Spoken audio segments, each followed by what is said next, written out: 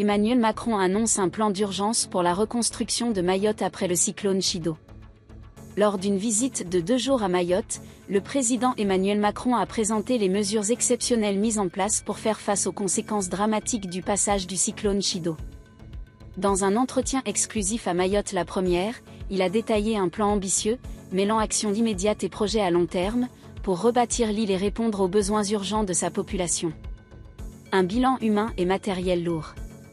Le cyclone Chido a laissé un bilan tragique, 35 décès recensés, un chiffre qui pourrait augmenter au fur et à mesure des recherches.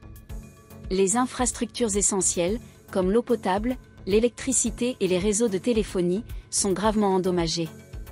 De nombreuses habitations ont été détruites, plongeant des milliers de personnes dans une situation de grande précarité.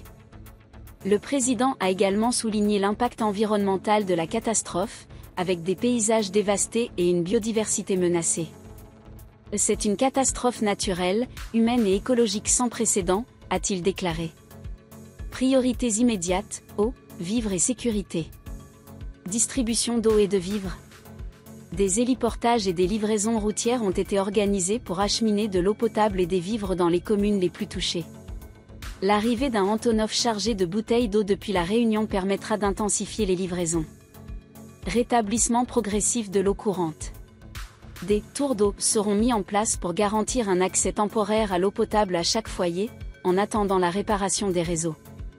Renforcement de la sécurité.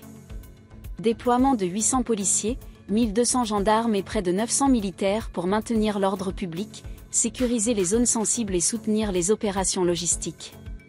Reconstruction et stabilisation, des défis colossaux. Le président a insisté sur l'ampleur des travaux à venir, prévoyant plusieurs mois, voire années, pour une reconstruction complète. Habitation, distribution immédiate de bâches et de tôles pour protéger les sinistrés, avant un effort plus structuré pour reconstruire durablement. Déchets, enlèvement progressif des débris pour libérer les espaces publics et relancer les activités. Des réformes structurelles pour l'avenir. Emmanuel Macron a annoncé des mesures pour répondre aux défis de Mayotte, exacerbés par le cyclone. Lutte contre l'immigration clandestine. Création d'un établissement public dédié pour éviter la résurgence des bidonvilles et mieux gérer les reconduites des personnes en situation irrégulière. Infrastructures durables. Un investissement massif sera réalisé pour sécuriser les réseaux d'eau, d'électricité et de télécommunications, afin d'éviter de futures catastrophes. Éducation. La rentrée scolaire, prévue pour le 13 janvier, sera partielle. Certaines écoles endommagées ou occupées par des sinistrés ne pourront pas rouvrir à temps.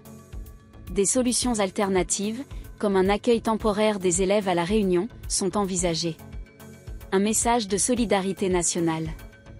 Le président a conclu son discours en appelant à l'unité et à la patience des Mahorais. Vous pouvez compter sur la France entière pour vous accompagner dans cette épreuve.